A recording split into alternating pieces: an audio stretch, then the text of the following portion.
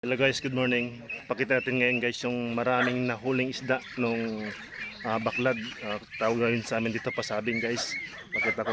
Bali ilalagay sa garusan ng aking kapatid. Guys. Pero hindi ako nakahuli yung iba. Yung may-ari ng baklad. Good morning Good morning. Ayaw mas. Basta nagka-camera. Pangit. Tatay guys, pakita ko sa inyo yung mga maraming isda.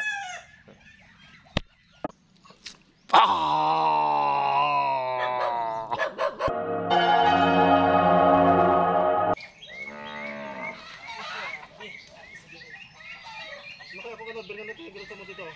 Kunin natin, tiko na ito. Sa...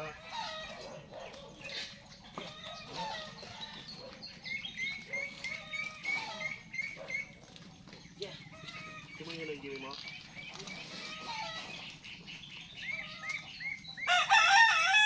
Lawit. Okay, 1, 2, 3.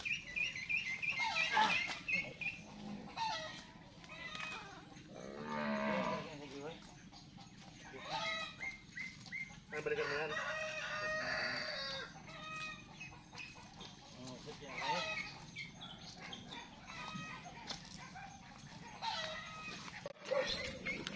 Ito yung maraming isda. Yan o, sa garosa na guys.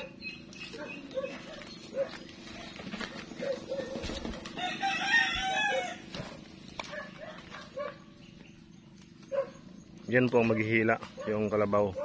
Ihilain niya yan.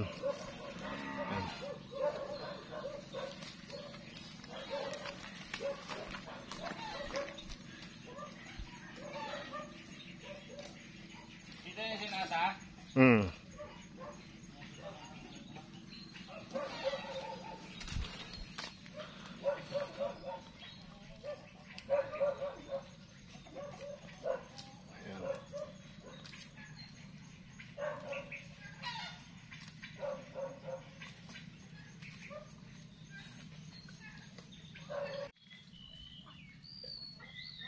Yan guys, yung garosa, tawag dyan hihilain na ng kalabaw yan, yung mga isda. Isang garosang isda.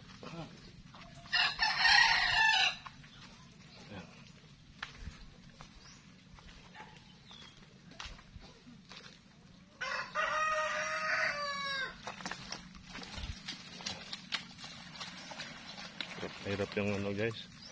Hirap yung kalabaw maghila.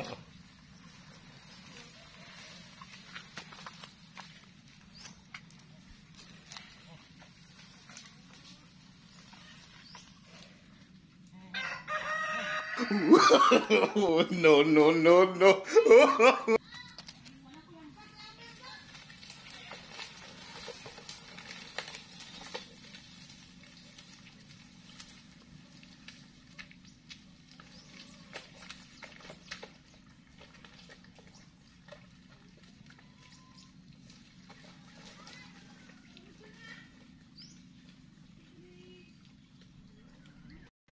Yan guys, yung isang garosang isda na nakuha ng baklad.